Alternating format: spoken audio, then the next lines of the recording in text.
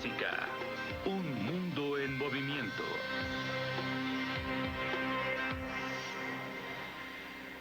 La gente tiene sus diferencias. Algunas de estas diferencias son reales, otras solo se perciben. Pero en física, las diferencias de potencial son de gran interés, ya que pueden hacer que las cosas empiecen a moverse. La diferencia de potencial gravitacional nos ayuda a explicar el movimiento de una persona que baja por una resbaladilla de agua. La diferencia de potencial eléctrico nos ayuda a explicar el relámpago. Incluso ustedes y el trabajo de sus músculos se ven afectados por la diferencia de potencial, en este caso, una diferencia de potencial eléctrico. Campos eléctricos.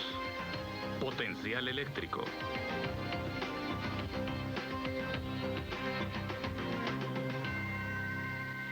En este episodio de Un Mundo en Movimiento, investigaremos la energía potencial resultante de un campo eléctrico, la energía eléctrica. Al final del programa, podrán explicar cómo el potencial eléctrico afecta a una partícula cargada. Podrán definir y calcular la diferencia de potencial y comprenderán mejor el papel de la energía eléctrica en la tecnología moderna y en la naturaleza. Todo empieza con esta definición básica. La energía eléctrica es la cantidad de energía potencial que tiene una partícula cargada debido a su posición en un campo eléctrico.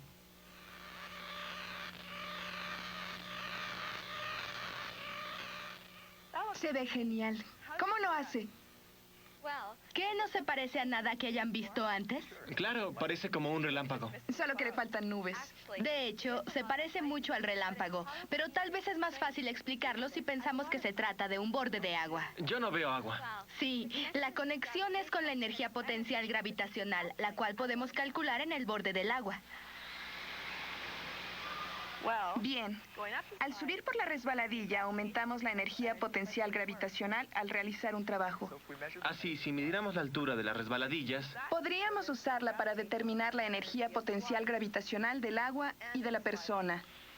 si utilizamos la ecuación, energía potencial es igual a la masa por la aceleración gravitacional por la altura. El campo gravitacional de la Tierra actúa hacia abajo. Se representa aquí por las líneas de campo que apuntan hacia el centro de la Tierra. Cualquier objeto que se mueva en dirección opuesta a la dirección indicada por las líneas de campo se mueve en contra de la gravedad, y eso requiere trabajo. En un sistema conservativo, el trabajo realizado será igual al incremento de energía potencial gravitacional, y dicha energía potencial se puede transformar en otra forma de energía, por ejemplo, energía cinética. Bien, es un buen comienzo. Les tengo una pregunta.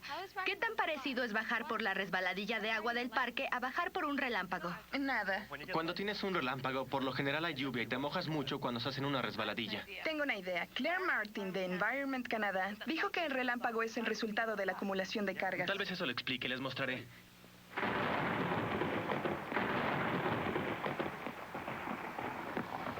¿Qué es lo que causa un relámpago? El relámpago es el resultado de la separación de cargas dentro de la nube. Tenemos cargas negativas que se acumulan en una parte de la nube y cargas positivas en el resto de ella. A la madre naturaleza no le gusta esta separación, le gusta estar en equilibrio. Así que las cargas positivas empiezan a caer de la nube hacia la Tierra. Eso no lo vemos. La Tierra empieza a polarizarse positivamente cerca del suelo. De hecho, el punto más alto sobre el suelo debajo de la nube es el que tendrá mayor carga positiva. Las dos cargas se van a juntar y lo que nosotros vemos es la descarga de regreso del suelo hacia la nube. El mundo es un sitio tempestuoso. Cada día, unas 2.000 tormentas en promedio producen 5 millones de relámpagos.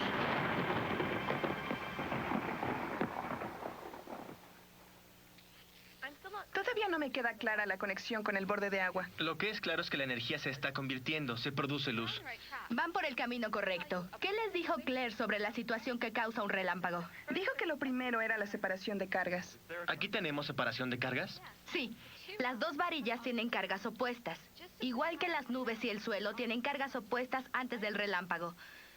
¿Qué es lo que sucede al espacio alrededor de estas varillas cuando están cargadas? Las cargas producen un campo eléctrico en el espacio. Estamos cerca de responder por qué esto se parece al borde del agua. El agua cae porque se encuentra en un campo gravitacional. Y cualquier cosa con masa en un campo gravitacional experimenta una fuerza. Vamos en la dirección correcta. Un cambio en la energía potencial gravitacional puede describirse en términos del trabajo realizado. Para mover un objeto contra el campo, debemos trabajar sobre el objeto. El trabajo realizado aumenta la energía potencial gravitacional del objeto. El aumento de energía potencial gravitacional es igual a la masa del objeto por el valor local de aceleración gravitacional por el cambio de altura. Definimos la diferencia potencial gravitacional como el cambio de energía potencial por unidad de masa. Empezamos con la ecuación de la energía potencial gravitacional y la dividimos entre la masa. La masa se cancela en el lado derecho de la ecuación y nos queda el cambio de energía potencial gravitacional entre la masa, lo que es igual a la aceleración gravitacional multiplicada por el cambio de altura. Esta es la diferencia potencial gravitacional, el cambio de energía potencial por unidad de masa. Si analizamos las unidades, tenemos joules como la unidad de energía y kilogramos como la unidad de masa. Por lo tanto, la unidad de diferencia potencial gravitacional es joule sobre kilogramo.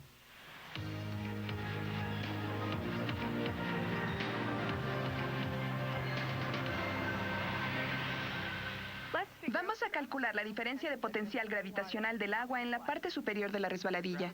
La diferencia de potencial gravitacional es la aceleración gravitacional por el cambio de altura. El cambio de altura de la parte inferior a la parte superior de la resbaladilla es de 26.4 metros. Y la aceleración gravitacional cerca de la superficie de la Tierra es 9.81 metros por segundo al cuadrado. Sustituyendo en la ecuación tenemos que G es 9.81 metros por segundo al cuadrado y la altura 26.4 metros. Lo que nos da un resultado de 259 metros al cuadrado por segundo al cuadrado. ¿Esa es la unidad de diferencia de potencial gravitacional? Un joule es equivalente a un kilogramo metro cuadrado sobre segundo al cuadrado. Así que la unidad de joule sobre kilogramo se puede expresar como kilogramos metros al cuadrado sobre segundos al cuadrado kilogramos. Si cancelamos los kilogramos de arriba y abajo, nos quedan metros al cuadrado sobre segundos al cuadrado. Así que es una unidad equivalente de la diferencia de potencial gravitacional. En resumen, el trabajo realizado para levantar un objeto aumenta la energía de potencial gravitacional de dicho objeto.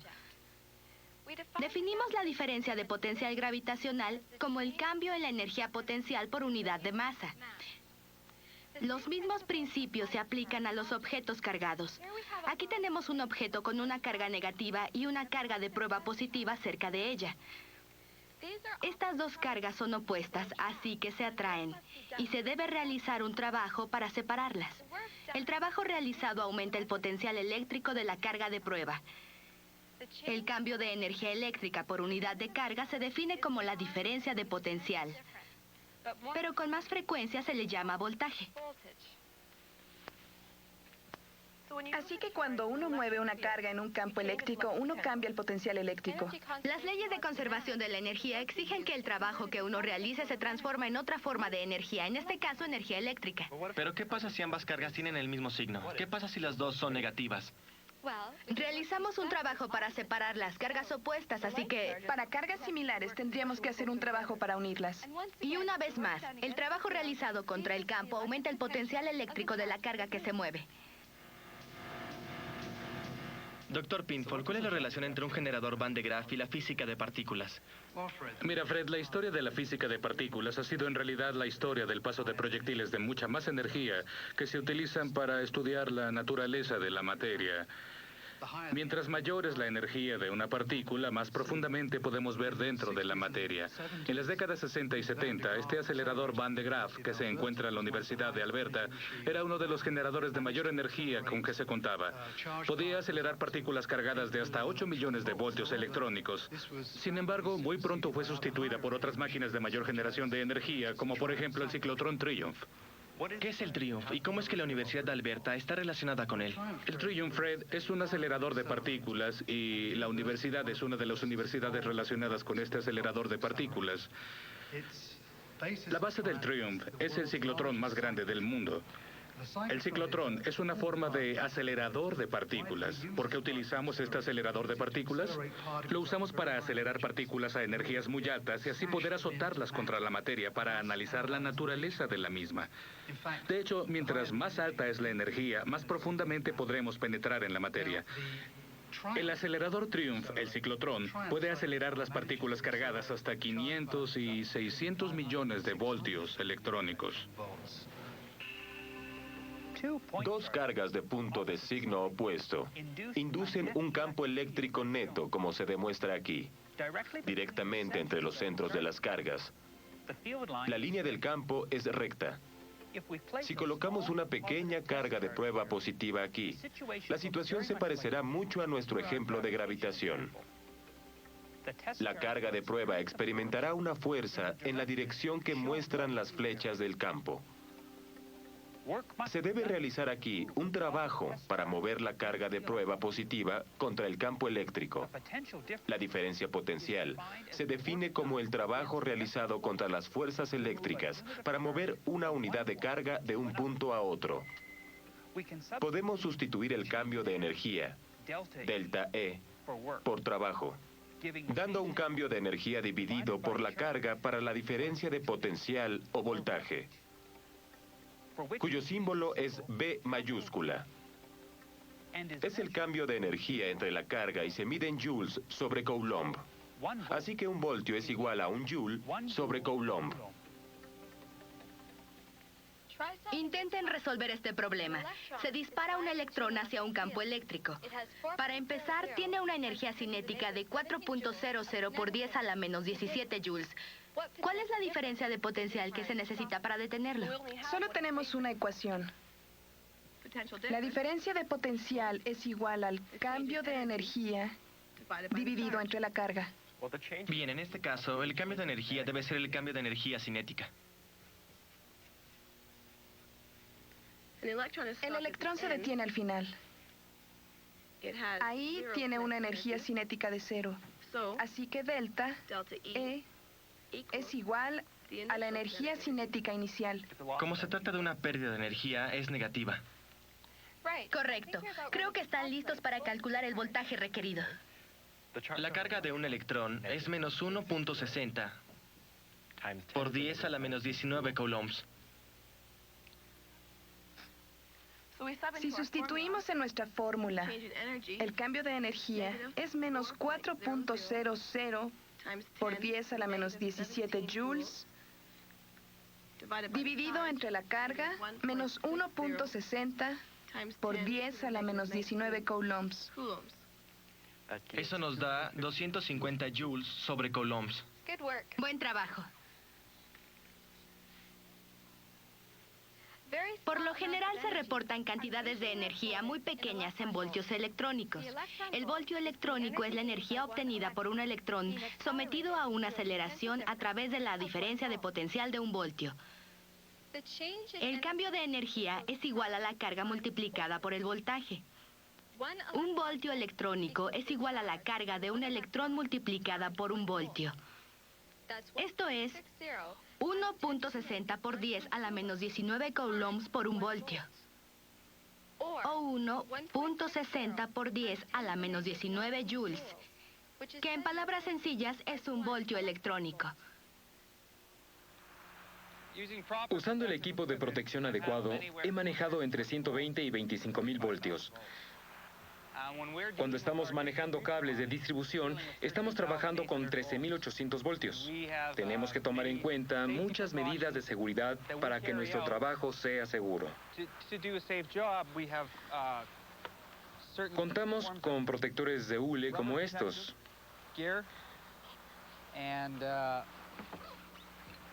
Y guantes de hule que utilizamos para poder tocar los cables cuando tienen energía. También el elevador está aislado. para soportar hasta 70.000 voltios. Nos mantiene separados del piso y de esta manera no tenemos un segundo punto de contacto. Esos cables de alto voltaje liberan mucha energía similar a un relámpago. Y ambos son peligrosos. ¿Por qué la energía eléctrica representa más problema que otros tipos de energía? Les mostraré. Este aparato se utiliza para estimular los músculos y ayudarlos a recuperarse de una lesión. Pero también podemos usarlo para mostrar el efecto del voltaje sobre el cuerpo. ¿Cómo funciona? Creamos una diferencia de potencial al separar las cargas, para lo cual usamos estas ondas. Tuve la precaución de colocar las ondas en una parte segura del cuerpo, en el antebrazo. Si lo enciendo, ¿puedes describir lo que sientes? Es muy extraño. Sus músculos se contraen, lo que indica que responden a la diferencia de potencial. Así es. Nunca he hecho algo como esto. ¿Qué estás haciendo?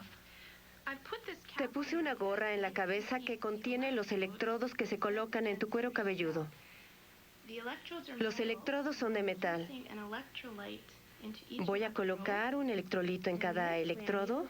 De esta manera voy a poder registrar los cambios de potencial eléctrico en las diferentes partes de tu cerebro. Esto es un EEG. ¿Qué significa EEG? EEG significa electroencefalograma, lo que significa un registro gráfico de la actividad eléctrica en el cerebro. ¿Para qué se utiliza? El EEG es muy útil para ver cómo funcionan las diferentes partes del cerebro. Se usa principalmente para determinar los trastornos epilépticos en pacientes.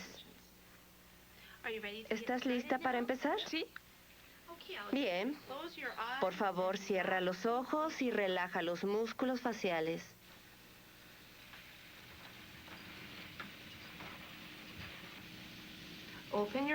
Abre los ojos, por favor. Y ahora ciérralos de nuevo.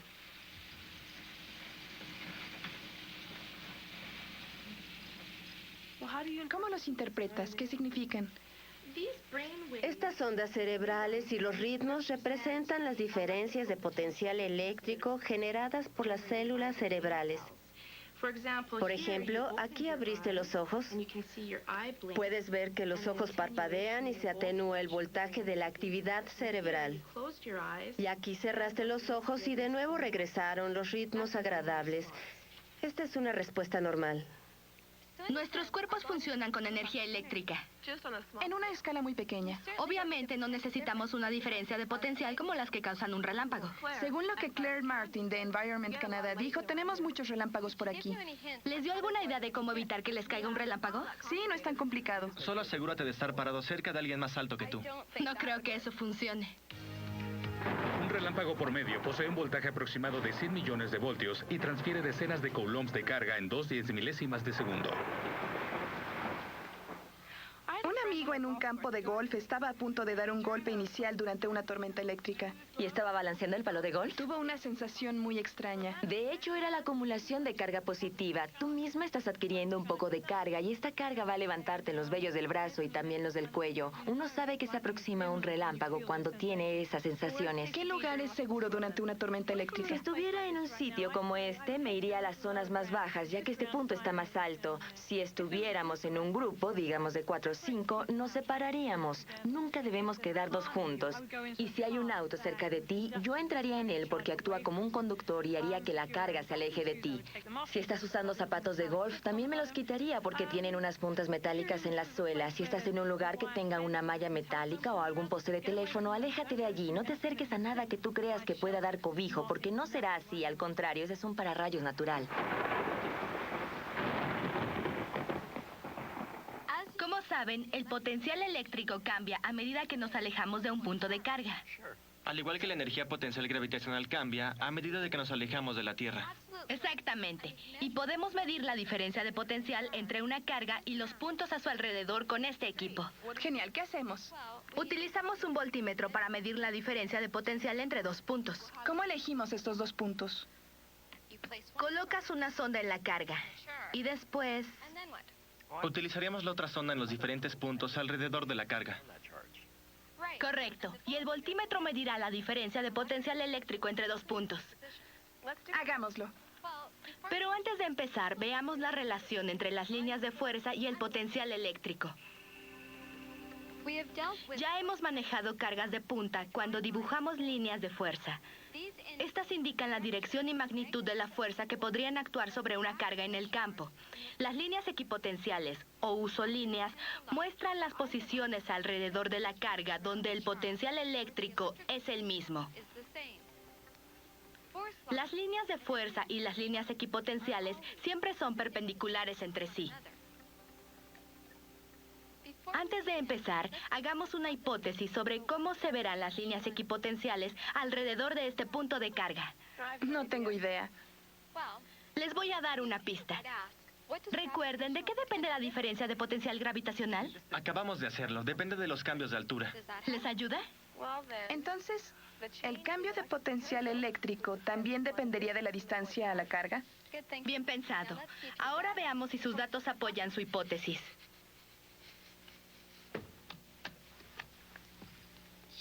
Chelsea y Fred están midiendo la diferencia de potencial entre la carga y los puntos alrededor de esta. A cierta distancia de la carga, el potencial eléctrico permanece constante. Si conectamos esos puntos, vemos que la línea equipotencial forma un círculo alrededor de la carga. Si repetimos las medidas en puntos más alejados de la carga, obtendremos el mismo patrón. Y una vez más, si conectamos las posiciones, veremos que la línea equipotencial es un círculo.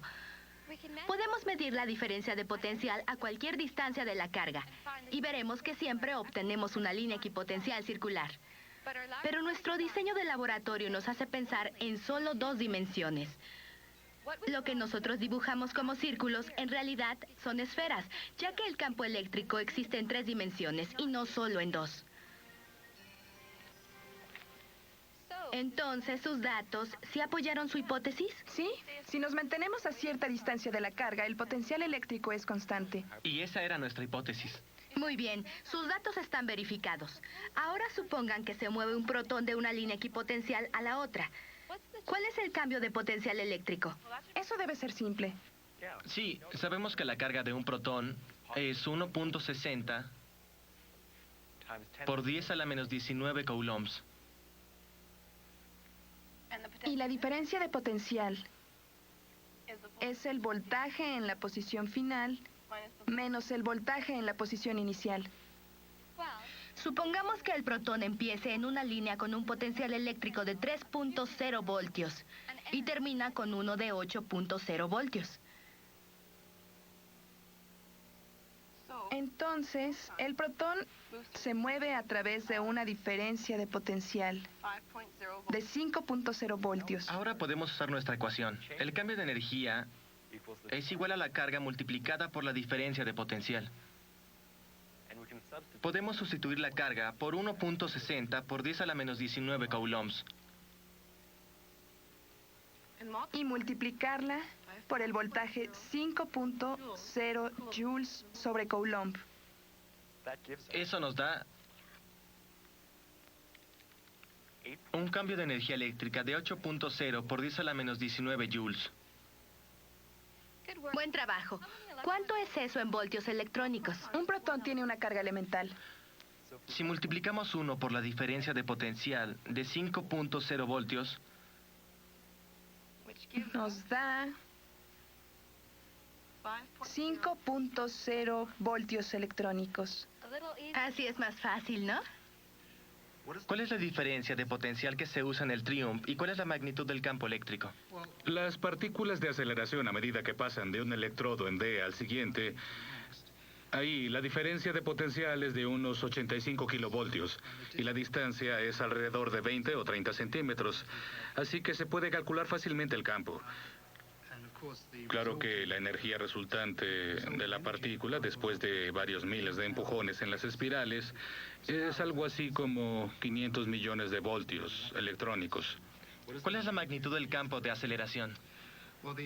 La obtenemos fácilmente, ya que E es igual a B sobre D, en donde B es 85 kilovoltios, y D los 20 o 30 centímetros. Pero recuerda, esto es cada vez que una partícula cruza un electrodo en D al siguiente, así que esto se da muchas miles de veces. Entiendo. La energía final es resultado de muchos miles de empujones que se le dan a la partícula en las espirales cuando se le empuja del acelerador. ¿Ahora entienden por qué se dice que el Triumph es un acelerador? ¿Porque acelera las partículas cargadas? Aumenta su energía cinética. Así es. Coloca una carga en el campo eléctrico. Como resultado, la carga tiene una energía eléctrica conocida que después se transforma en energía cinética. En donde hay una separación de cargas, aparece una diferencia de potencial. Por lo tanto, cualquier carga en el campo tiene energía eléctrica. El relámpago es resultado de una situación similar. La fricción provoca una separación de cargas en las nubes, que induce una carga en el suelo. El resultado es la diferencia de potencial, una forma natural de un acelerador de partículas.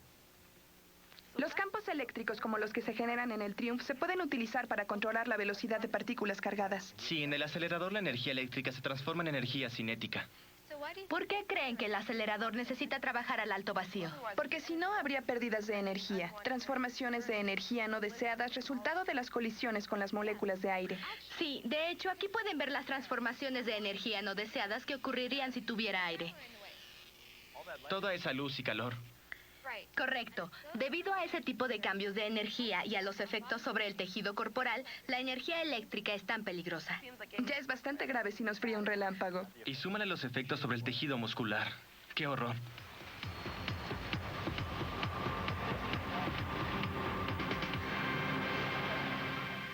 Ya encontramos en qué se parece bajar por una resbaladilla de agua a bajar en un relámpago. Escuchemos. En la parte superior de la resbaladilla de agua, la masa tiene una energía potencial. La energía de potencial gravitacional debido al campo gravitacional. Correcto, y esa energía potencial se transformará en energía cinética. Cuando bajamos por la resbaladilla, también ocurren otras transformaciones. Realizamos un trabajo para empujar el agua en la resbaladilla, por ejemplo. ¿En qué se parece a bajar en un relámpago? Es la misma situación. Primero creamos un campo eléctrico separando las cargas. Sí. Así cualquier carga en el campo tendrá una energía eléctrica. Que se transformará en energía cinética. Al igual que la luz y el calor que asociamos con el relámpago. Lo lograron.